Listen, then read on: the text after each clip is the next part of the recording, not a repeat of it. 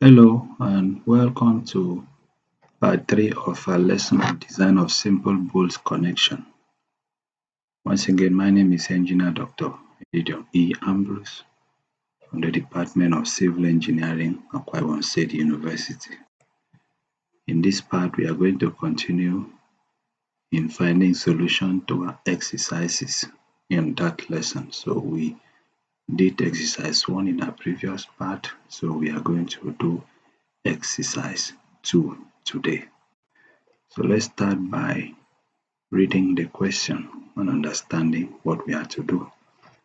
The question says, a bolt connection in figure EX2, which is this figure, is a steel splice joining two parallel flange channels with the aid of cover plates. The join is to resist a tensile force P, which comprises of a permanent action of 145 kN and a tensile variable action of 175 kN. Using a 20 mm diameter normal bolt of class 4.6 and seal grade to S275, carry out the following checks on the connection. So this is the connection. Once again, you need to understand the configuration. In this connection, two parallel flange channels are being joined together. Unlike question 1, the channels do not overlap. You can see this is channel on this side. This is a line separating them. They are joining head to head. They do not overlap. This is another channel, and when they are joining head to head, this is a bolt. It has a number of bolts 1, 2, 3, 4. 4 lines of bolts, 2. And it has another bolt here on the flange. Bolt here on the flange, such that in each cross section there are 1, 2, 3, 4. 4 bolts per cross section and 4 number of cross section. The same thing happen on this. So there is a plate at their back from this cross section. There is this cover plate of 12 mm at their back. It is a cover plate that overlap at their back. And then at their top flange, there is another cover plate that overlap. At their bottom flange, there is another cover plate that overlapped. And so the channel is 260 by 75 by 28 mm channel. The same thing in this side. There is a force, a tensile force pulling them. And the force has the components of permanent action 145 kN, then variable action 175 kN. We are told to use bolts 20 mm bolt of class 4.6. Steel is class S275. So we are told to carry out the following check: shear resistance of bolt, bearing capacity of joint, tension resistance of section, tension capacity of plate. So now that we understand the question, we can go ahead to find the solution. So let's look at the solution for exercise 2. We start by calculating the design load. The design load N probably would have been P, because the force was told to be P. Whether it is P or N, it doesn't make much difference. So this is a reduction factor 0.925. This is a factor of safety for permanent action. This is a permanent action that was given. This is a factor of safety for variable action. This is a variable action that was given. When you do that, you find out that the design load in which the joint is subjected to is 443.6 kilonewton. So we will now start finding the check. The first check we will ask to find is the shear resistance of bolt. And we know this formula for shear resistance of a single bolt. So what we are doing is we assume that the shear plane passes through the untreaded portion of the bolt. If that is the case, our A will just be the cross-sectional area of the bolt, which is pi over 4 d squared. and give us 314 millimeter square. Remember, from that location, alpha V is 0.6 when the shear passes through the untreated portion of the bolt, and FUB, the ultimate tensile strength of the bolt, is this. We can take it from table 3.1, table 3.1 of the code, Euro code 3 part 8. This is a factor of safety, it is 1.25. Before we can now come and put them in this equation, when we calculated, we have 60.3 kilonewton, which is a shear resistance of a single bolt. So we have shear plane per cross section is equal to 4. Shear plane per cross section. So we need to go back to this. If you look at this, is a cross section. Remember, I told there were two bolts here at the middle, one up flange, one at the bottom flange, and the two bolts at the middle will have single shear plane. So there will be two shear plane at the middle, one at the upper flange, one at the upper flange. So that will make a total of 4 shear plane. So this is why we have 4 shear plane. So number of cross section is 4. If you go back to the question again, you have 4 cross section, 1, 2, 3, 4. And so that is why we have number of cross section to be 4. And so the shear capacity will be the number of shear plane per cross section multiplied by number of cross section multiplied by the capacity of each bolt, and that gives us 964.8 kilonewton. We now need to check for long join. To check for long join, we still need to go back again to the question. Now, the distance from the center of the first bolt to the center of the last bolt is 60 times 3, because this is 60, 60, 60. So we have our LJ. Our LJ to be 60 times 3, which is 180. Our 15D, remember D, diameter of bolt is 20. So 15 times 20 is 300. Our LJ is less than 15D, so the joint is not long. We don't need to multiply the shear capacity by any reduction factor. We need to do check for bolt through packing. And in that case, what is the thickness of plate? Thickness of packing, beg your pardon. Thickness of packing here, the packing plate is 12 mm, both at the back and at the flanges. So TP is 12 mm. So our D is 20, so D over 3 is 20 over 3, and it's 6.67 millimeter. You notice that our TP12 is greater than D over 3, and so we need to calculate the reduction factor, which is BP is equal to 90 all over 8D plus 3TP. We know our TP to be 12, we know D to be 20. So when we put all these things, we calculate. The reduction factor gives us 0.92. So the reduced shear capacity is 0.92 multiplied by 964.8. That gives us 887 kilonewton. So our shear capacity, which is 887 kilonewton, is greater than our design load. Our design load was 443.6. So we can say that the shear capacity of the connection is okay. So shear capacity is okay. So next we look at the bearing capacity of the joint. And to calculate the bearing capacity, we need to calculate certain parameters.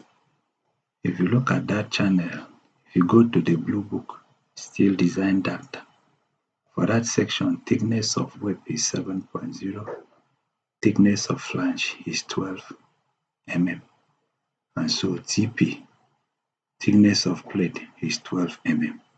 So our T will be the smallest of the thickness. So our T is thickness of web and is 7.0. Our D, diameter of bolt, is 20 mm. Now we need to calculate FU. To calculate FU, we need to find out what is the ultimate tensile capacity of bolt, which we can find from table 3.1 of Eurocode 3 part 8, which is this table 3.1. So for bolt class 4.6, the ultimate tensile strength is 400. So this is why we have this place 400. But we also need to check the ultimate tensile capacity for the channel. So for channels and plates, we are told that the class of steel is what? S275. So we go to table 3.1 of Eurocode 3 part 1. And that table says for thickness less than 40 mm, the ultimate tensile capacity FU for S275 is 430. So you can see that is how we had this 430 megapascal. Now the rule is that you take the smallest of the ultimate tensile capacity of bolt and the section. So we take the smallest, which is 400. We need to calculate the K value. To calculate the K value, we need to look at the section again. Excuse me. So look at the section here.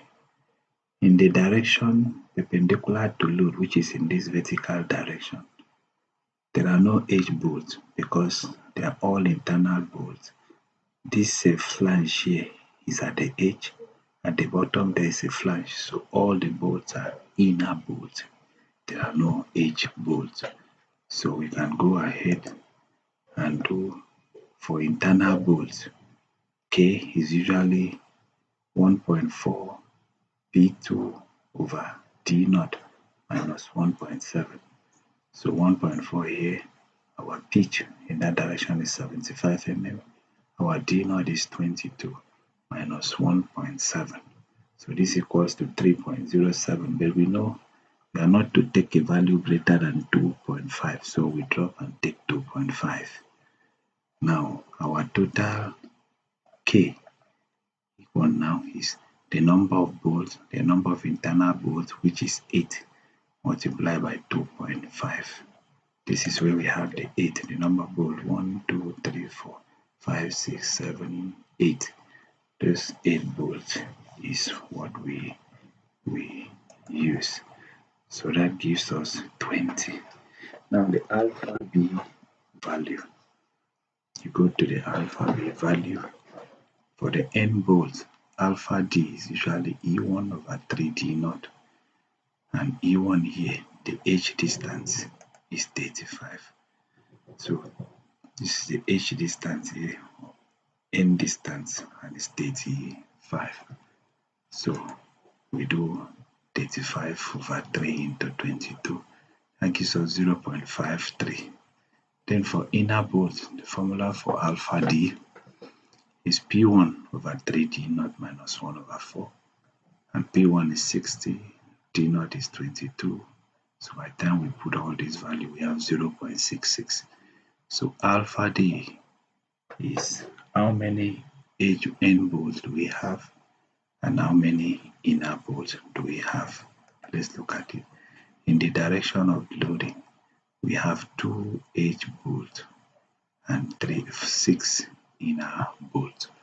So we go back again, 2 times the value we have for inner bolts plus 6 times the value we have for end bolt. That gives us 4.5 and is greater than 1. We are not to take a value greater than 1. So we fall back that our alpha D is 1.0. So with that, we can now come into the formula for bearing capacity, which is 20 here. 20 is K1. K1 is 20 Alpha D is 1, FU is 400, D is 20, T is 7.0. And then factor of safety. Our factor of safety is 1.25. And so when we calculate everything, we had 896 kilo Newton. So our bearing capacity again is greater than the design load. The design load was 400 and something. So bearing resistance is okay. So the next thing is to calculate the tension capacity of the channel section. From the blue book, the steel design data table.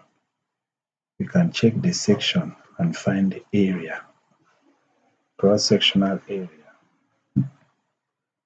is 35.1 cm cube, which when you turn to mm cube, it will be 3510. So from the blue book, number of bolt hole per section is 4.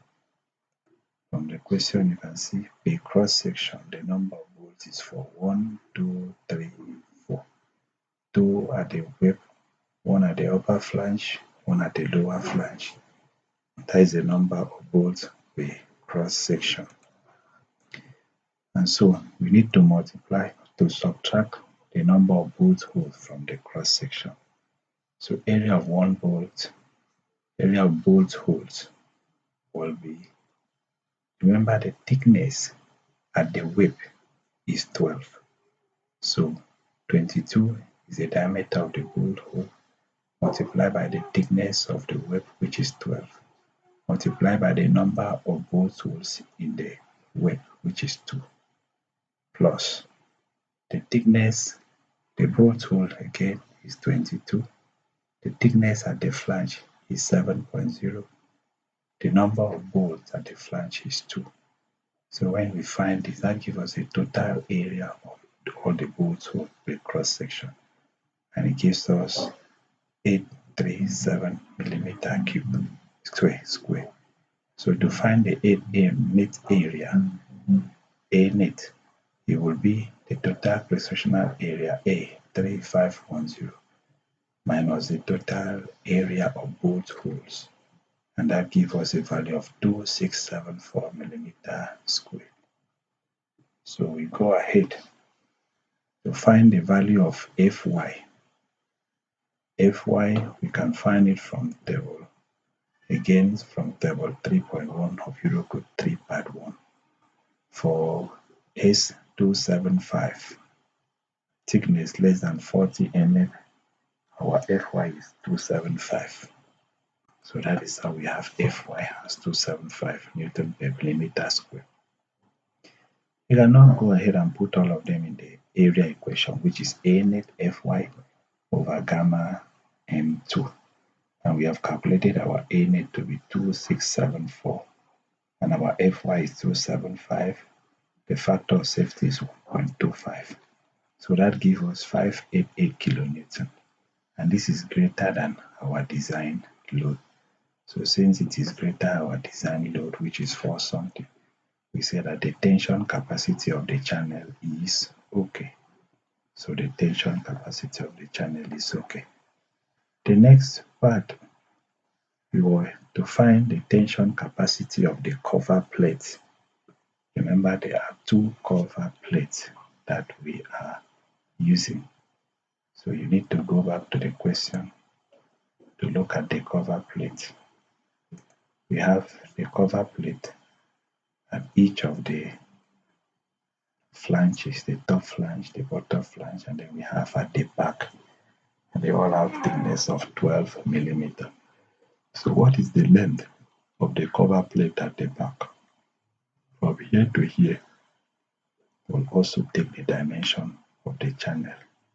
The channel is 267, that means this dimension, the height of the channel is 260. So we take this as 260. What about at the flange? The flange is 75 because you also take the size of the width of the channel, sorry, the flange of the channel. So the plate at the flange is 75. Remember, all of them has thickness of 12 millimeter. So we can go ahead and look at what is the area of cover plate per cross section. It will be, sorry, this plate is supposed to be. So to calculate the tension capacity of the cover plate, the area of the cover plate is A. This is a mistake. This plate is supposed to be 260, not 206. So you could make that correction. So it should be 260 multiplied by 12, which is the length of the cover plate at the width multiplied by the thickness, plus you have 75 by 12, which is the cover plate at the flange. Because we have two flange cover plate, that's why we multiply by 2. So this is the area, cross-sectional area of the cover plate, in which if we had used 260 here, the value would have been higher. You could make that correction. Now, area of bolt holes, we have 4 bolt holes per cross section. So the area of bolt hole is 22 multiplied by the thickness of plate multiplied by the number of bolt holes. So that gives us 1056 millimeter square. So the net area is the total area minus the area of bolt holes, and it gives 3216 millimeter square. So this is a formula for area for finding the tension capacity, A net Fy over gamma M2. We have calculated our A net as what? 3216. Our Fy from table 3.1 of Eurocode 3 part 1 is 275, like we did in the previous one. So a factor of safety is 1.25. So when we calculate this, is 707.5 kilonewton, which is greater than our design load of 4 something. So the tension capacity of the plate is okay. So with this, you can go ahead and say that the connection is okay for the applied load. So that's the end of our solution in exercise 2. Thank you for watching. You could watch part 4 of this lesson to find out the solution for exercise 3. Thank you very much.